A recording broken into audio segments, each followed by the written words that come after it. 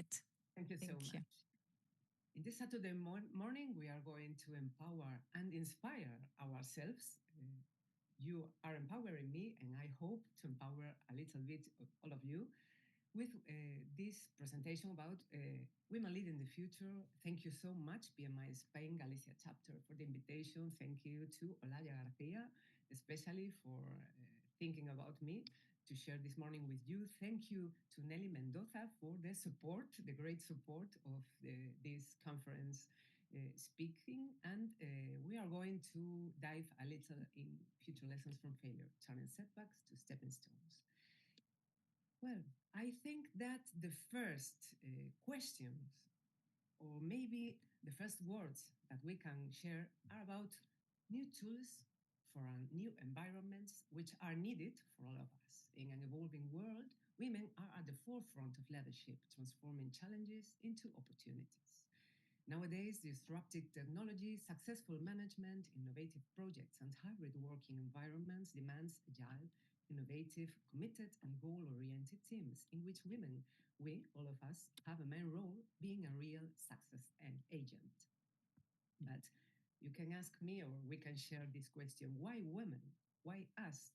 Well, in this field, we can say that science, anthropology, behavioral science, and history show us how some of the core strengths are usually or are historically treasured by women. The core strength that I like to identify is adaptive ability. In order to survive, women have high-intensity skills to involve in adaptive behavior, which is a key tool in human evolution, as Charles Darwin said and studied. Also, empathic personality traits, in difference from men, and due to biological issues, women score high in emotional skills, which are the top level in professional development.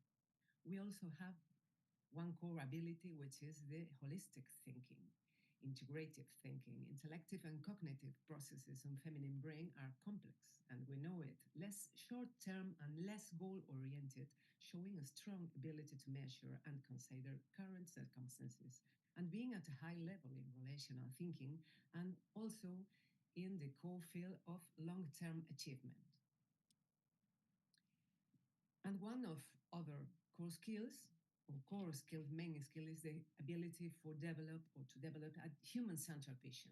Women's caregiving role along history has caused not only a deep gender bias, but also, and this point is as an unexpected strength, a little bright side in a working world, due to our ability to focus in people and in their emotional wellness, putting people first and establishing deep human connections. Some of the tasks that men are not as able to do as we do usual, and we can share that. Women leading. Well, I think this is not a joke. Yes, we can lead, and it's difficult, we know it, but we can reach it. The key question is, why not? All of us can do it, but there is a lot about training, about a lot about development, and a lot about lifelong learning, as we are going to see. I would like to share you some examples from the past. One of them was Jeanne d'Arc, la Mademoiselle d'Orléans, which was a historical woman which developed a great paper during the Middle Ages. Elizabeth I of Castile, Queen of Castile, Queen of Granada, Al-Andalus, Queen of Aragon, Mallorca, Valencia, Sardinia, Corsica, Sicilia, Napoli, Duchess of Athens and Neopatria, and Countess of Barcelona, and Queen over the Kingdom of Spain. Well, this is such a lot in Middle Ages for a woman. Also, Catherine of Aragon, Catalina de Aragon, Infant of Castile, Queen of England, the first wife of Henry VIII. It was a very, very relevant queen in England, and she has she had a very, very hard life. She suffered a lot, and she also was able to survive one after other the Henry VIII wives. It is said that Thomas Cromwell, stated by Chapuis in 1533, said about Catalina de Aragon that if it weren't for her sex, she could have challenged all the heroes in history. Well, that's a fact, and that's a point for a woman in the ancient Europe, Middle Ages. Also, some women in STEM disciplines or in research disciplines like Marie Curie or like Mileva Maric, which was Albert Einstein's wife and has a very relevant paper in the discovering of the relativity theory. But despite of that, Mileva was not recognized by the science, and she suffered the deep degree of Matilda effect, which is the shadow that covers women in scientific science or scientific fields, despite of recognizing it to men. That was such a hard time for them. Where is the place where we belong?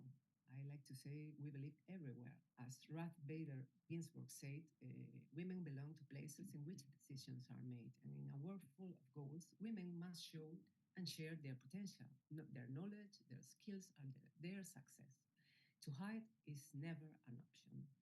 Ruth Bader Ginsburg, which was born in 1933 and she died in 2020 during the pandemic, was the first Jewish woman in reaching the Supreme Court of the United States of America as a jurist, and she was in that charge since 1993 to the year of her death. I have in the right side some leadership tips that I am going to. Oh, excuse me.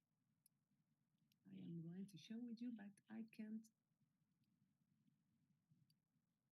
Here is. Excuse me, but I can't view them. I can see. Okay. Some leadership tips. World is complex. Embrace it and its complexity and go through. Don't stop. People don't behave as we expect. That's a fact. Or as we wish. Accept it and keep moving. And do not pay attention to petty issues because you will waste your time and your illusion. And that's not efficient. In 2025, we are celebrating the fifth anniversary of International Women's Day. For all women and child, rights, equality, and empowerment are the main celebration purpose in this 2025. 30 years ago, Beijing platform began to be a pathfinder and a consistent framework in order to remove gender inequalities. International Labour Organization has a constant focus on gender politics, and I would like to share with you some data. Women are still facing pandemic COVID-19 crisis and its aftermath. Informal employment is more than half of non-agricultural labor with no recovery signs, and unpaid care work and low employment rates are a hard issue to face nowadays in non-high income countries or also in lower middle ones. And some trends like and technology advance like digitalization, VUCA, volatility, uncertainty, complexity, and ambiguity environments and climate issues are complex challenges in 2025. You have a link in the presentation to the institutional declaration of ILO General Secretary related to the 50th anniversary of International Women's Day. It's very highly recommended you to see it. What you can do, education, learning, knowledge, and self-improvement are key to learn how to dive in turbulent times. Every setback has a valuable step inside to dive in along these times, along strong waters. But why do we are frightened about failure? We have to deconstruct it. As in life, failure at work means that you are doing, that you are moving, that you are creating, that you are taking risks, and you are evolving, which is really important. Every failure means a timeline to know the place you are not going to get back, showing you many different paths to walk on by. Why are you frightened? Why can I am? Can, why can could I be frightened? Well, humans are social, and no one likes social or corporate judgment. What is the worst thing that can happen if you fail? That's a good exercise exercise to lose fear to failure. Developing a calm reflection, visualizing the worst moment that failure can bring with it, will help you to get perspective, taking negative consequences as opportunities to improve and to grow, to analyze your career, to focus on your own growth, or even to reevaluate your job. If it's your place, if that's not your place, or you can focus your energy in other fields or in another job. Well, some lessons from the past. It's important to fight for your dreams because even if they seem impossible, it's a fact that you can reach your goals. Setbacks are hard, but life is hard, and survival is hard. Discipline, persistence, illusion, and values climb help you to climb every mountain high. It's a very, very good task to take a bullet journal and start writing your own story because asking yourself in an introspective reflection about why do you have your job, what does it give to you, also in a humanistic approach, but also in material and economic consideration, and what do you expect for the future? Which are your main failures, including the shaming ones, and how did you get along them? Identify your lesson behind and the growth benefit involved. Yes, there is always one, even if you do not believe it. It's important to identify your core values and set them in your walking toolkit forever. Core values are your sense of justice, your sense of loyalty, your sense of trustfulness, your sense of integrity, your self of collaborative behavior. Well, all that things that are moving you since you were a little child. Always moving makes you flexible and resilient. Be like rattan. You bend but never break. And training a strong, flowing, and creative state of mind. Problem solving is a very valuable tool to build up emotional strength, reaching a potent mindful state, and to innovate in pursuing solutions and to advance along difficult times. Women have to face really, really complex walking alone on the cliffside. Women, it is studied and it is verified that women have more options than men to achieve leadership positions in critical times in which the risk of failure is higher. It involves a high gender penalty for top positions. This was studied by Michelle Ryan and Haslam in 2005, and you have the link to access to the review some years later in 2016 to this study. The glass cliff and the graphene rooftops are some of the hardest symptoms of the gender gap. But training yourself to become a nomad, always thirsty of knowledge and improvement, will help you to deploy self confidence and to trust your own capabilities to walk along or to that stroll along the cliffside. Going or walking step by step is also very important because endurance will train you to face tough moments. Courage will show you that nobody regrets being it, even if considering the hardest of it. Focusing on your potential will make you perform better every day. Searching inspiring top professionals will teach you how to reach the top instead of feeling envy. It's very important to work on it. And hurrying up is not always the best road because people often overestimate the power of calmness. Thoughtful moments are time for reflection and introspection and getting help you to get order over the playground by getting up on the balcony and watching in perspective all the field. And sometimes there are sometimes we navigate along the African savanna, but that's not as hard as we can see it if we are on the ground. It's needed to take a step, to get up on the balcony and watch it in a general approach. Developing an authentic leadership requires integrity, adaptability, cognitive or rational empathy, not emotional empathy, which can cause you emotional distress, which is very, very risky and is dangerous for your own development. vision and purpose, human centered strategy will favor people to achieve shared goals. But we can share also some reflection about how to overcome resistance to change. Resistance to change is as ancient as humans because resistance may be a quite hard issue to face. In my experience, generating a value based culture and active listening and establishing red lines are helpful tools to overcome all your partners or job mates or collaborators' resistance.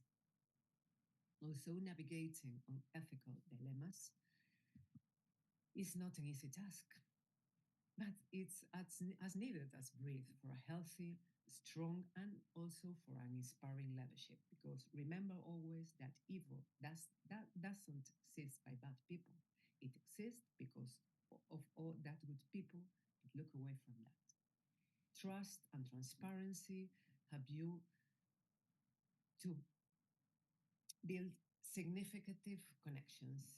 Building trust is really hard, but it is as difficult to gain as is easy to lose. Working teams and job mates without strong ethical values may harvest rotten apples, and you can't afford it.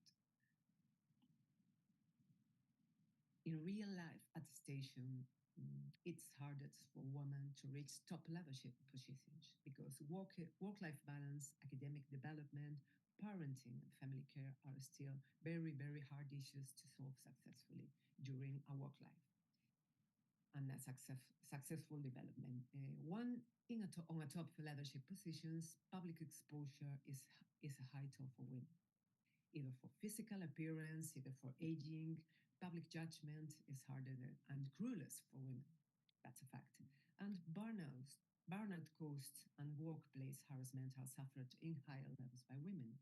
Mood disorders, mental health issues, imposter syndrome, and sexual and workplace harassment are sometimes the dark side of women in top leadership positions. But there are good news, not only bad news. Take action with no doubt. You are here to advance in life journey.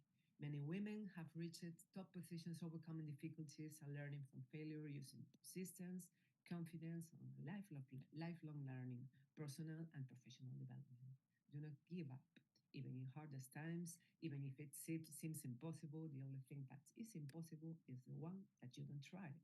And using mentoring as an inspirational handbook and to build up a safety networking environment will help you to connect with other top leaders and to feel not feel so lonely in this hard work. Thank you so much for your attention. My contact and my email is dapenagomez@gmail.com, and you can write me, and I am available for all of you and for all the questions you want to share with me. Thank you so much.